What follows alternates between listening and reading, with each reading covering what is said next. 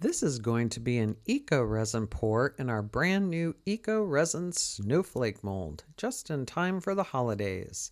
I'm going to be using Bond Craftor Casting Powder. I have 400 grams there of powder and 120 grams of water, which we'll mix up in a bit. I'm going to add some Artist Loft silver paint to it. That was some Holo Dream Flakes and Shattered Rainbow from Glitter Hippo. I have Twinkling Silver Star Mica from Funshine Color Shop. Vintage Silver Glass, which I don't know if I use that or not. And then I had some little star glitter as well. I found that putting glitter in the top, the chunkier the better, leaves pretty good impressions. When you put glass, I think you get too big of holes. And the mica, if you use mica in these molds, that tends to pit them out as well. So just add tons of glitter. For all you glitter fiends, you'll love working with these molds because you can add a lot of glitter to it.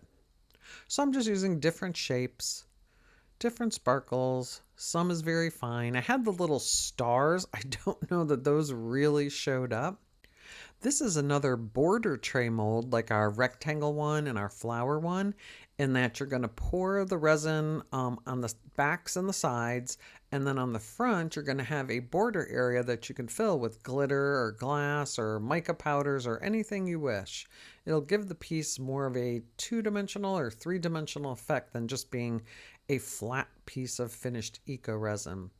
There's my silver paint, and I just put a big dollop into that 120 grams of water.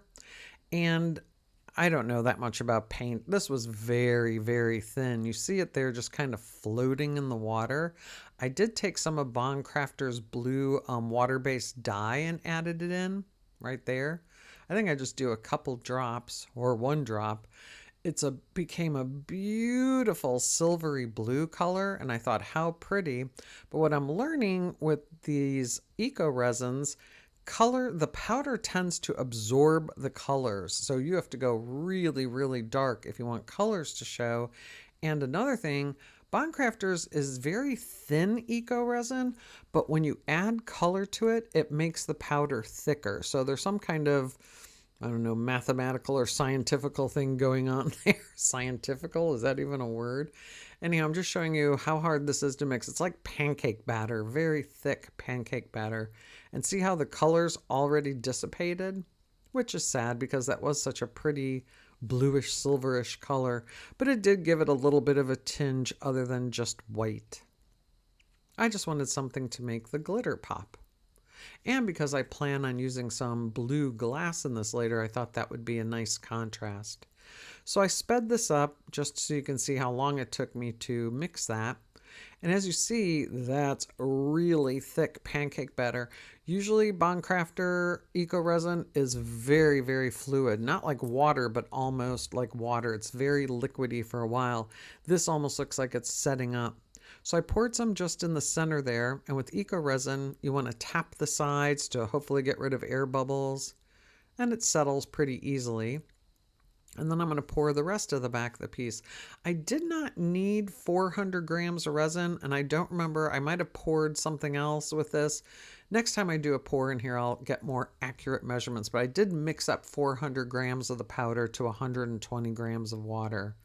And here, this one did have a bunch of air bubbles that showed up after and you can't use a lighter or a torch on this, so I'm just kind of poking them as I see them. And there it is. It sets up in like 20 minutes to half an hour, and you can demold it. And you can kind of tell when it's done. It just pops away from the mold really easily. See how that glitter looks so nice? There's a couple little holes, which is good. It gives it some texture. And then you have that border area, which I'm going to fill. I use my DecoArt DuraClear gloss varnish. And I have Smurf Blue glass. That's our hand-dyed glass that we saw on our website. And I usually just take the DuraClear. You could use resin, but when you put things in resin like crystals or glass, the resin tends to just cover it and it looks kind of blecky looking. Where when you use this varnish, the varnish sets it like a glue. So I'm putting some there on the bottom, and then I'm going to use a pipette and put some of the varnish on the top of it. And it'll show at first when it's wet, but when it dries, it's completely clear and it just looks like your little glass on the edges. And in some of my other sample pieces, I've already done glitter in the edges. I've done glass in the edges. I've done mica powder in the edges. So again, it's the only limit is your imagination. But now that I'm putting this Smurf blue glass in there, you can kind of see the blue popping out of the color of the base. And again, I'm doing this really fast because you didn't want to watch me doing this for half an hour. So once I filled the edges, I just kind of get the extra little pieces in there, making sure there's not too sharp of glass sticking up on top, because that border area there is recessed. See how pretty that looks? So now the next step is taking the pipette, and you don't have to be careful here. You just cover it with that varnish, and you don't need a lot. Just make sure it's all covered. I'll speed it up here in a second. This isn't a hard process. It's actually kind of fun. And there I'm just going a little bit faster. And once it dries, you won't even see any of that liquid. You'll just see the glass shining through.